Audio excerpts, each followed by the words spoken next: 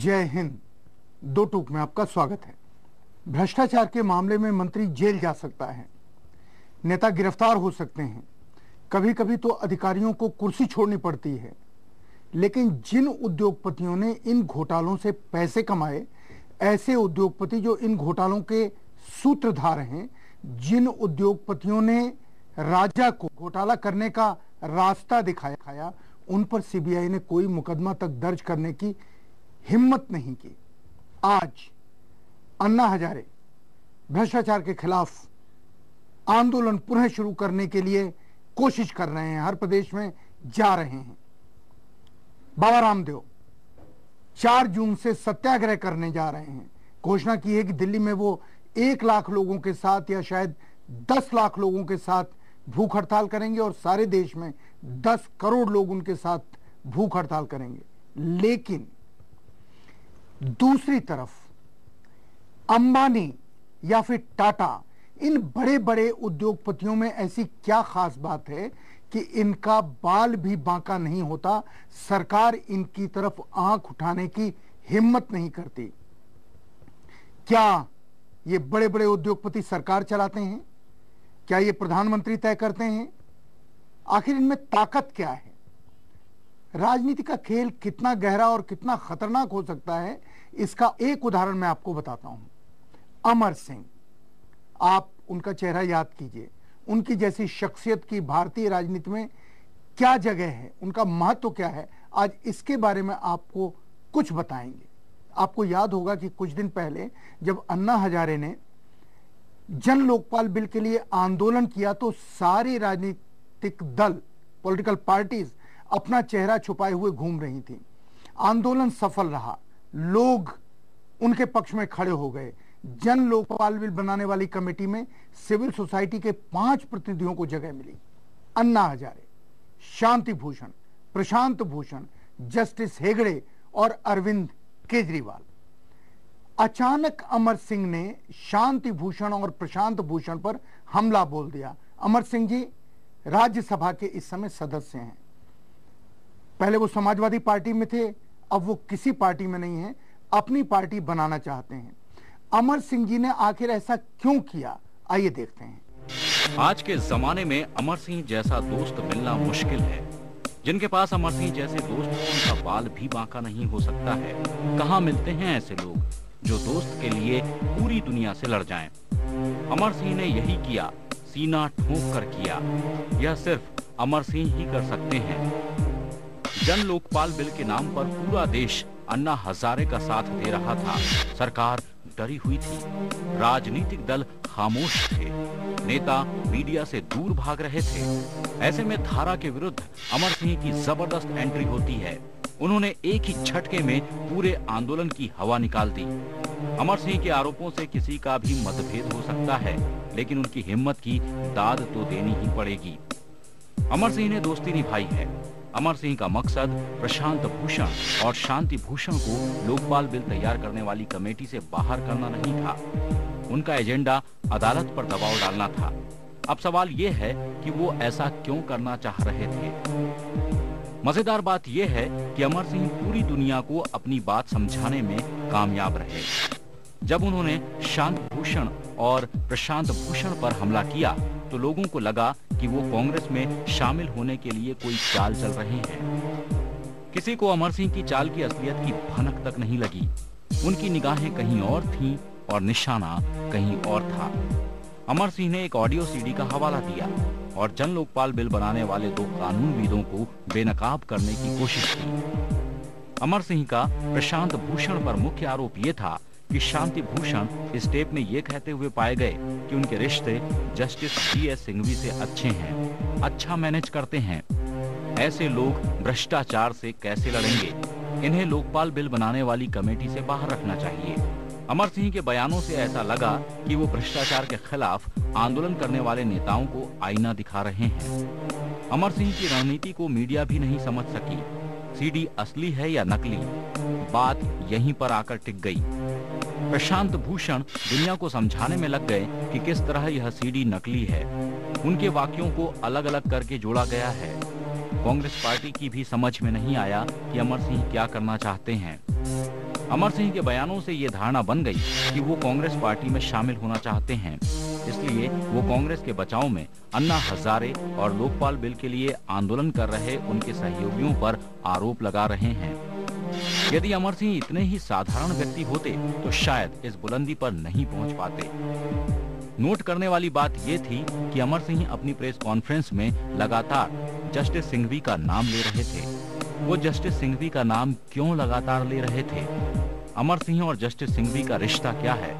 इसी रहस्य को अब हम खोलने जा रहे हैं। जस्टिस सिंघवी सुप्रीम कोर्ट में चल रहे 2G स्पेक्ट्रम घोटाला मामले के जज हैं। अमर सिंह का निशाना प्रशांत भूषण से ज्यादा जस्टिस सिंघवी पर था। इस मामले में देश की बड़ी बड़ी टेलीकॉम कंपनियां फंसी हुई हैं। कई लोगों की गिरफ्तारियां हो चुकी हैं। मंत्री ए राजा का इस्तीफा हो चुका है। ऐसा लगने लगा उनके दोस्त की बारी है। अपने दोस्त को बचाने के लिए अमर सिंह ने ऐसा पासा फेंका कि सीबीआई ने अपने दूसरे चार्जशीट में उनके दोस्त के नाम को शामिल नहीं किया। अगर आप अब तक नहीं समझ सके तो अब मैं आपको बताता हूं कि अमर सिंह इतना सब कुछ किसे बचाने के लिए कर रहे थे। अमर सिंह के उस परम प्रिय दोस्त का नाम है अनिल अंबानी, रिलायंस टेलीफोन कंपनी के मालिक, धीरू भाई अंबानी के बेटे और मुकेश अंबानी के भाई। 2G घोटाले में उनके दोस्त, अमर सिंह के दोस्त अनिल अंबानी पर कोई कार्रवाई नहीं हो, उनकी गिरफ्तारी नहीं हो, इसलिए उन्होंने उस जज को निशाना बनाया जो 2G स्पेक्ट्रम मामले की सुनवाई कर रहे हैं। अमर सिंह की वजह से अनिल अंबानी का नाम सीबीआई की चार्जशीट में नहीं आया। अमर सिंह का अपने दोस्त अनिल अंबानी पर यह ऐसा एहसान है जिससे अनिल अंबानी चाहे भी तो कभी चुका नहीं सकते। इतनी बड़ी साजिश देश की जनता और सरकार के सामने हो जाए और किसी को भनक तक न लगे, ये आश्चर्य करने वाली बात तो है ही, मगर सच है। एक ब्रेक लेते हैं और ब्रेक के बाद इस साजिश के और भी राज को खोलेंगे। हम आपको बताएंगे कि जस्टिस सिंघवी, जिनका नाम इस सारे मामले में आया, और अमर सिंह के बीच रिश्ता क्या है। एक छोटा सा ब्रेक, अभी वापस।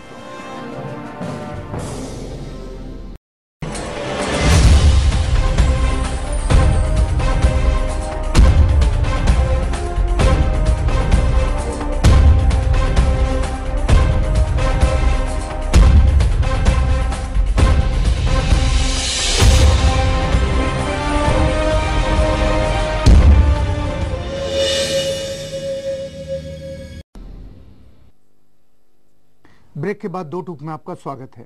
आज हम बात कर रहे हैं 2G स्पेक्ट्रम घोटाले की जांच की, पर्दे के पीछे के खेल की। ब्रेक से पहले हमने आपको बताया कि किस तरह अमर सिंह ने एक सीडी के जरिए, एक सीडी के खुलासे के जरिए एक तीर से 2 निशाने लगाए। 2G स्पेक्ट्रम घोटाले से अनिल अंबानी का नाम भी जुड़ा हुआ है। सीबीआई उनको बुला के पूछताछ कर चुकी है। अनिल अंबानी सफाई दे चुके हैं। मामला जस्टिस सिंघवी की अदालत में है, सुप्रीम कोर्ट के जज सिंघवी की अदालत में है। इसलिए अमर सिंह ने ये ऑडियो टेप जारी किए, इसलिए किया ताकि इन जज महोदय पर, जस्टिस सिंघवी के ऊपर दबाव बनाया जा सके, ताकि चार्जशीट में नाम न होने पर कोर्ट अनिल अंबानी के खिलाफ कोई कार्रवाई न कर सके। अमर सिंह एक तीर से 2 निशाने लगा रहे थे। एक तरफ प्रशांत भूषण और शांति भूषण पर निशाना लगा रहे थे और दूसरी तरफ जस्टिस सिंघवी पर दबाव देने की कोशिश कर रहे थे। वैसे जस्टिस सिंघवी के साथ अमर सिंह का एक पुराना हिसाब किताब भी था। 9 फरवरी को सुप्रीम कोर्ट में एक घटना घटी, वहां अमर सिंह की जमकर खिंचाई हुई। अमर सिंह 2006 के फोन टैपिंग मामले में सोनिया गांधी पर लगाए गए आरोप वापस लेना चाहते थे। सोनिया गांधी पर आरोप लगाते हुए अमर सिंह ने कोर्ट में कहा था कि सत्ताधारी दल अपनी शक्ति का दुरुपयोग कर रहा है, लेकिन अब वो इस आरोप को वापस ले रहे हैं। कोर्ट में उनके वकील कांग्रेस पार्टी के प्रवक्ता अभिषेक मनु सिंघवी थे। इनके सामने 2 जज थे, जस्टिस GS सिंघवी और जस्टिस AK गांगुली। अमर सिंह के वकील अभिषेक मनु सिंघवी ने ये दलील दी कि सोनिया गांधी पर उन्होंने अपनी निजी जानकारी और समझ पर ये आरोप लगाए थे, पर अब पता चल रहा है कि सब कुछ फर्जी है। इस पर जस्टिस सिंघवी ने कहा कि जब आप व्यक्तिगत जानकारी कहते हैं तो इसका मतलब ऐसी जानकारी से होता है जो आपको व्यक्तिगत तौर पर मालूम हो और ये समय के साथ बदल नहीं सकती। न्यायालय ने कहा कि अगर वो आपकी व्यक्तिगत जानकारी थी तो आप उसे खुद झुठला नहीं सकते। अदालत ने यहाँ तक कह दिया कि आपकी व्यक्तिगत जानकारी संदेहास्पद है और आपके हलफनामे ने अदालत का समय बर्बाद किया है। जस्टिस सिंघवी ने कहा कि अदालत ने आपके मामले की सुनवाई शुरू की। कई साल बीत चुके हैं और आपके कथनों के आधार पर आपके मामले के लिए कई घंटे समर्पित किए गए। हम केवल उन्हीं पर भरोसा करते हैं। जजों ने अभिषेक मनु सिंघवी को कई बार याचिका का वो हिस्सा पढ़ने को कहा जिसमें अमर सिंह ने कांग्रेस पार्टी और उसकी अध्यक्ष के खिलाफ आरोप लगाए थे। इस दौरान अभिषेक मनु सिंघवी कुछ परेशान दिखे। अदालत ने ये भी टिप्पणी की कि अदालत को ऐसे व्यक्ति से जुड़ी याचिका पर सुनवाई क्यों करनी चाहिए जो साफ इरादे से नहीं आया है। जस्टिस सिंघवी की अदालत में जिस तरह अमर सिंह को जलील किया गया, शायद वो उसे भूल नहीं पाए। अमर सिंह के सामने जब अवसर आया तो उन्होंने हिसाब बराबर करने में कोई कसर नहीं छोड़ी। जब अमर सिंह ने प्रेस कॉन्फ्रेंस की तब सीबीआई 2G स्पेक्ट्रम घोटाला मामले की दूसरी चार्जशीट तैयार कर रही थी। ऐसी उम्मीद लगाई जा रही थी कि सीबीआई की दूसरी चार्जशीट में कई बड़े बड़े नामों का खुलासा होगा जिन्हें ए राजा की तरह जेल की हवा खानी पड़ सकती है।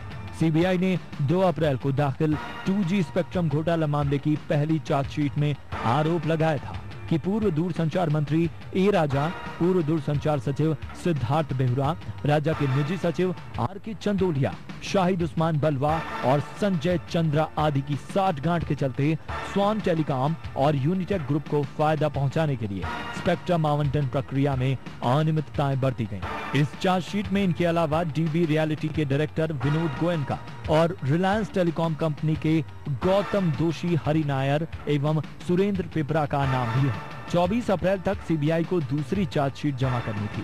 भ्रष्टाचार के खिलाफ देश में जो माहौल बना है और जस्टिस कपाड़िया के बर्ताव से ये उम्मीद जगी है कि भ्रष्टाचारी कोई भी हो उसे छोड़ा नहीं जाएगा, चाहे वो कितना बड़ा नेता हो या फिर उद्योगपति, सबको सजा मिलेगी।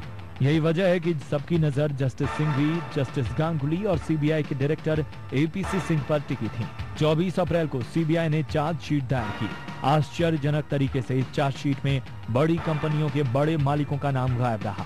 अब इस बात को किसी सबूत की जरूरत नहीं है कि अमर सिंह जीत गए, जिसे बचाने के लिए उन्होंने पूरी रचना रची, उसमें अमर सिंह कामयाब रहे। इसमें कोई शक नहीं कि 2G स्पेक्ट्रम घोटाले की जांच में सीबीआई और ईडी का रवैया संदेहास्पद है या कहें कि ढुलमुल वाला है। सीबीआई ने 2G स्पेक्ट्रम घोटाले में बड़ी मछलियों को छोड़ दिया है। क्यों? पता नहीं।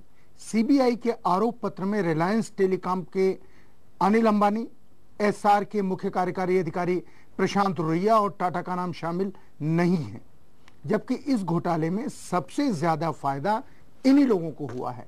शाहिद उस्मान बलवा, उनकी कंपनी स्वान टेलीकॉम और लूप टेलीकॉम वास्तव में रिलायंस कम्युनिकेशंस और एसआर समूह की मुखौटा कंपनियां हैं। आरकॉम 2G लाइसेंस पाने की पात्र नहीं थी, उसने स्वान टेलीकॉम का वित्त पोषण किया। अनिल अंबानी की इस कंपनी में 50% हिस्सेदारी है। इस मामले में सीबीआई ने उन्हें छुआ तक नहीं, जबकि वास्तव में उनको लाभ मिला। वहीं टाटा को इसलिए नहीं छुआ या टाटा को फायदा पहुंचाया गया क्योंकि उन्होंने तमिलनाडु के उस एनजीओ को आर्थिक मदद दी जिसकी निदेशक द्रमुक सांसद और मुख्यमंत्री करुणानिधि की बेटी कनिमोई है। कनिमोई का नाम चार्जशीट में आ गया, लेकिन टाटा का नाम नहीं आया। टाटा का नाम आना अभी बाकी है। एक ब्रेक लेते हैं और ब्रेक के बाद आपको बताएंगे कि 2G स्पेक्ट्रम केस में अब आगे क्या होने वाला है, और साथ ही हम आपको बताएंगे कि अब तक अनिल अंबानी और टाटा पर कार्रवाई क्यों नहीं हुई। एक छोटा सा ब्रेक, थोड़ा इंतजार।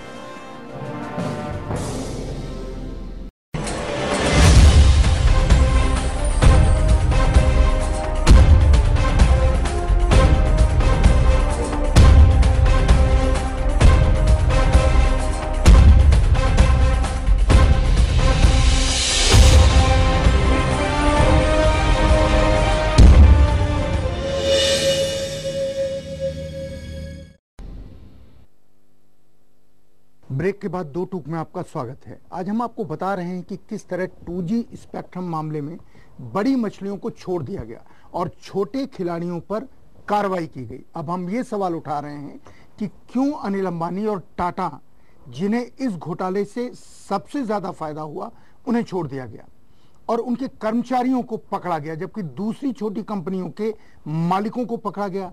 आखिर ये हुआ क्यों?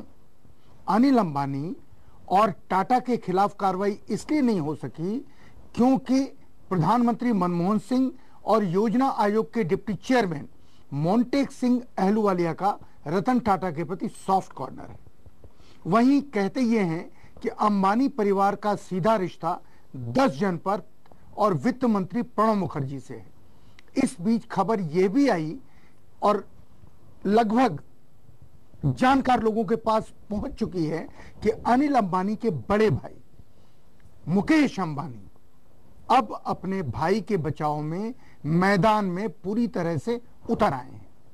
इन सब के बावजूद ये कोई सुनिश्चित नहीं कर सकता कि अनिल अंबानी बच जाएंगे। इसकी वजह आपको बताते हैं। वजह है सुप्रीम कोर्ट के मुख्य न्यायाधीश जस्टिस कपाड़िया। जस्टिस कपाड़िया का भ्रष्टाचार के खिलाफ जो रवैया है, उनका जो रुख है, उनका जो तेवर है, उससे सारा सरकारी महकमा डरा हुआ है। 2G स्पेक्ट्रम घोटाले में जो कुछ हो रहा है कोर्ट के आदेश से हो रहा है। सरकार की साख भी दांव पर है। कोर्ट का इस मामले में रवैया कैसा है, उसका एक उदाहरण देखिए। 2G स्पेक्ट्रम मामले में सरकारी वकील बनाने पर विवाद हुआ। कोर्ट ने केंद्र सरकार की आपत्ति को दरकिनार कर दिया और 2G स्पेक्ट्रम मामले में वरिष्ठ वकील उदय यू ललित को विशेष सरकारी वकील बनाने का आदेश जारी कर दिया। केंद्र सरकार और प्रवर्तन निदेशालय विशेष सरकारी वकील के रूप में ललित की नियुक्ति को लेकर टेक्निकल ग्राउंड पर सवाल उठाते रह गए, जिन्हें सुप्रीम कोर्ट ने खारिज कर दिया। कोर्ट को लगता है कि देश के सबसे बड़े घोटाले की सुनवाई में ललित अहम भूमिका निभा सकते हैं। ये काम भी जस्टिस GS सिंघवी और जस्टिस AK गांगुली की खंडपीठ द्वारा किया गया। वही जस्टिस सिंघवी जिन पर अमर सिंह ने दबाव देने की कोशिश की। अब सवाल ये है कि इसके बावजूद बड़ी बड़ी कंपनियों के मालिक जेल से बाहर क्यों हैं, जबकि 2G स्पेक्ट्रम घोटाले में फंसी छोटी कंपनियों के प्रमुख जेल के अंदर हैं। नीरा राडिया भी जेल के अंदर नहीं है। अब जबकि इस मामले की कलई खुल गई है, तो यही समझा जा सकता है कि 2G स्पेक्ट्रम घोटाला एक साजिश के तहत अंजाम दिया गया। टेलीकॉम कंपनियां नीरा राडिया और उनके सहयोगी ए राजा को ही टेलीकॉम मिनिस्टर क्यों बनाना चाहते थे? मतलब साफ है, इन कंपनियों के मालिकों को ये पहले से ही पता था कि सरकार बनने के बाद इस मंत्रालय में क्या होने वाला है। DMK के पूर्व टेलीकॉम मिनिस्टर दयानिधि मारन पहले ही इस महाघोटाले की नींव रख चुके थे। टेलीकॉम कंपनियां ये चाह रही थीं कि कोई ऐसा व्यक्ति टेलीकॉम मिनिस्टर हो जो उनके रास्ते का रोड़ा न बने। ए राजा को टेलीकॉम मिनिस्टर बनाने के पीछे यही राज है। ऐसे में अनिल अंबानी पर कार्रवाई को रोकने का बस एक ही तरीका था और वो किसी तरह कोर्ट पर दबाव डाला जाए। अमर सिंह ने यही किया। शांति भूषण और प्रशांत भूषण की आड़ में उन्होंने जस्टिस सिंघवी पर दबाव बनाने की कोशिश की। अमर सिंह अपनी योजना में कामयाब हो गए और इतने कामयाब हुए कि उन्होंने अनिल अंबानी के परिवार पर और आने वाली पीढ़ियों पर महान एहसान कर दिया। ये संयोग नहीं हो सकता कि CBI की दूसरी चार्जशीट में न तो अनिल अंबानी का नाम आया और न टाटा का। अब सवाल, इस कहानी की शुरुआत जहां से हुई, नीरा राडिया, जिन्होंने बड़े पत्रकारों को भी अपने गैंग में समेट लिया था, जिन्होंने ये दावा किया कि वो केंद्रीय मंत्रिमंडल में किसी को मंत्री बना सकती हैं और राजा को मंत्री बनाने में जितने नाम अभी आए हैं, इन सब का हिस्सा, इन सब ने सुपारी दी थी, इन सब ने ठेका दिया था नीरा राडिया को। नीरा राडिया को CBI ने क्यों नहीं उसी तरह पकड़ा जिस तरह उसने शाहिद बलवा को पकड़ा? क्योंकि कहानी की शुरुआत अगर कहीं से पता करनी है तो नीरा राडिया से पता करनी चाहिए। आप नौकरों पर, वो बच्ची के हत्यारे डॉक्टर तलवार और उनकी पत्नी, इन सब के ऊपर आप नार्को टेस्ट कर सकते हैं, पर जिस देश के सबसे बड़े घोटालों में से एक घोटाले के मुख्य आरोपी, उसके ऊपर आप नार्को टेस्ट का इस्तेमाल क्यों नहीं करते?